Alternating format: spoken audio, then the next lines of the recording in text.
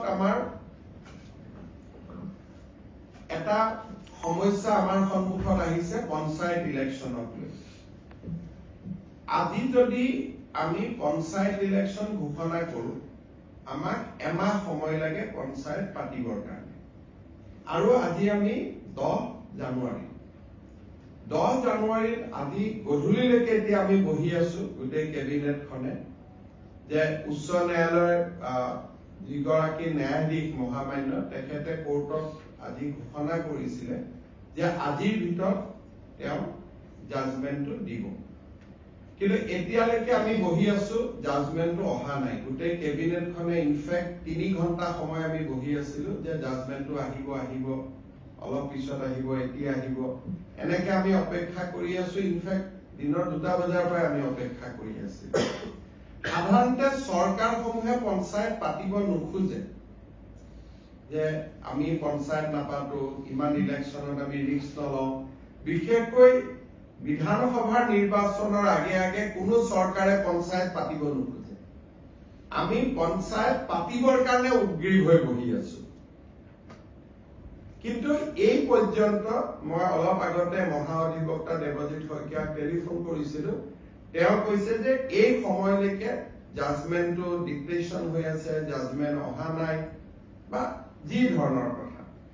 আজি যদি ৰাতি 12টাৰ আগতে আমি জাজমেন্টটো নাপাওঁ, পজিটিভ বা নিগেটিভ যি নহওক, তেতিয়াহ'লে আমি পঞ্চায়ত ইলেকশ্যনটো একেবাৰে মেট্ৰিক বা হায়াৰ ছেকেণ্ডাৰী পৰীক্ষাৰ পিছলৈকে লৈ যাব লাগিব। কাৰণ 14 ফেব্ৰুৱাৰীৰ পৰা মেট্ৰিক আৰু হায়াৰ ছেকেণ্ডাৰী আৰম্ভ হ'ব। আৰু যদি এবাৰ ইলেকশ্যন কৰিলে 1 মাহ সময় লাগে নটিফিকেশ্যনৰ পৰা, আৰু 2টা ফেজত কৰিলে আজি হল 10 তাৰিখ, 10 ফেব্ৰুৱাৰীত এটা হ'ব পাৰে, 12 ফেব্ৰুৱাৰীত এটা ইলেকশ্যন হ'ব পাৰে। কিন্তু আজি যদি ৰাতি 12টাৰ আগতে যদি হাইকোৰ্টৰ পৰা অৰ্ডাৰটো ওলাই নাহে আৰু পিছৰ 10 দিনো হাইকোৰ্ট বন্ধ আছে, গতিকে তাৰ পৰিপ্ৰেক্ষিতত মই ভাবো যে পঞ্চায়ত ইলেকশ্যন পতাটো অসম্ভৱ হৈ পৰিব। কাৰণ মেট্ৰিক আৰু হায়াৰ ছেকেণ্ডাৰী পৰীক্ষাৰ মাজত পঞ্চায়ত ইলেকশ্যন পাতিব পৰা নাযাব। গতিকে যিসকলে মোক সুধি আছে যে পঞ্চায়ত ইলেকশ্যন কেতিয়া হ'ব, মোৰ উত্তৰ এইটোৱে যে চৰকাৰে আজি 3 দিন ধৰি, আৰু কেছবিলাক হৈছে অকল এটা কৰিমগঞ্জ জিলাৰ 19খন পঞ্চায়ত লৈ, বাকী অসমখন ইয়াৰ লগত জড়িতই নাই। কৰিমগঞ্জ জিলাৰ 19খন পঞ্চায়ত, লাগিলে কৰিমগঞ্জ জিলাত ইলেকশ্যন নাপাতিলেও হৈ গ'লহেঁতেন। বাকী জেগাখিনিত ইলেকশ্যন পাতিব আমি অনুমতিটো পালে আমি ইলেকশ্যন পাতি দিলোহেঁতেন। এই 12টা বজালৈকে আমি অপেক্ষা কৰিম। কিন্তু আজি যদি ৰাতি 12টা বজাৰ ভিতৰত যদি নাহেগৈ হাইকোৰ্টৰ পৰা, তেতিয়াহ'লে মই ভাবো যে মেট্ৰিক আৰু হায়াৰ ছেকেণ্ডাৰী পৰীক্ষাৰ আগত ইলেকশ্যন হোৱাটো অসম্ভৱ হৈ পৰিব। আৰু এই ইলেকশ্যনক পিছুৱাবৰ কাৰণে কোনে লাগি আছে? কংগ্ৰেছ দলৰ, কৰিমগঞ্জ দলৰ প্ৰাৰ্থী হাফিজ ৰফিজ আহমেদ চৌধুৰীয়ে গোটেই কেছটো কৰি আছে।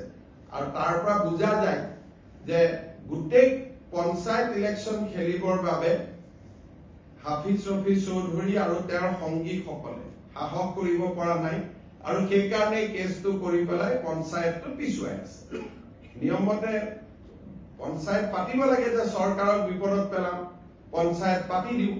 কিন্তু ইয়াত ওলোটা হৈছে যে বিৰোধী পক্ষৰ একাংশই, কাৰণ হাফিজ ৰফিজ চৌধুৰী কংগ্ৰেছ দলৰ অফিচিয়েল কেণ্ডিডেট হয়, আৰু আন যিগৰাকী অধিবক্তা তেওঁ কংগ্ৰেছ দলৰ দিনতে চলিচিটৰ জেনেৰেল হৈছিলে দিল্লীত। গতিকে 2জন অধিবক্তাই আজিও তেওঁলোকে আৰ্গুমেণ্ট 3 দিন আগত চেঞ্জ হ'ল, আজিও 2 ঘণ্টা আৰ্গুমেণ্ট কৰিছে।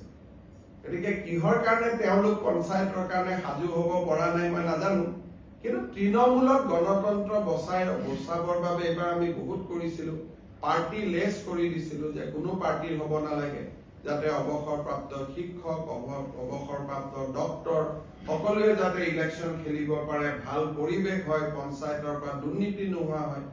কিন্তু যি নহওক আমিতো হাইকোৰ্টৰ ওপৰত মাতিব নোৱাৰো। গতিকে ৰাতি 12টালৈকে অপেক্ষা কৰিম, আৰু 12টাৰ আগত যদি জাজমেন্ট পাওঁ হ'ব, নহ'লে আৰু এইটো মেট্ৰিক হায়াৰ ছেকেণ্ডাৰীৰ পিছলৈকে পিছুৱাই যাব। তাৰ পিছতো বানপানী আহিব বা বানপানী থাকিব, কি পৰিৱেশ হয় আৰু এতিয়াই ক'ব পৰা নাযায়। আজি যদি 12টালৈকে মই ইলেকশ্যন কমিশনকো ৰিকুৱেষ্ট কৰিছো যে আপুনি বহি থাকক, আমিও বহি আছো, কাৰণ পুলিচৰ পৰা ক্লিয়াৰেন্স লাগিব কোনটো ফেজত কিমান ডিপ্লয়মেন্ট হ'ব, ডিজিপিও বহি আছে, চিফ সেক্ৰেটাৰী বহি আছে, আমিও বহি আছিলো।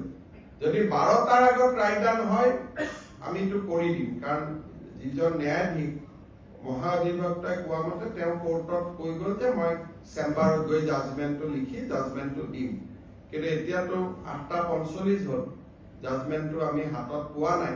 যদি 12টাৰ আগত জাজমেন্ট হয় তেতিয়ালে হ'ব, যদি 12টাৰ আগত জাজমেন্ট নহয় উচ্চ ন্যায়ালয়ৰ বিপক্ষেতো আৰু আমি যাব নোৱাৰো। গতিকে তাৰ পিছত যদি জাজমেন্ট ভাল বেয়া হয় তাৰ পিছত এপিল কৰা বা প্ৰয়োজন সাপেক্ষে সুপ্ৰিম কোৰ্টলৈকেও যোৱা এটা লিগেল সিস্টেমত আমি সোমাই যাব লাগিব। ভাল হলেতো কতো যাব নালাগে, বেয়া হলে আকৌ ডিভিজন বেঞ্চ, সুপ্ৰিম কোৰ্ট, এটা দীঘলীয়া প্ৰক্ৰিয়া এটাত আমি সোমাই যাব লাগিব।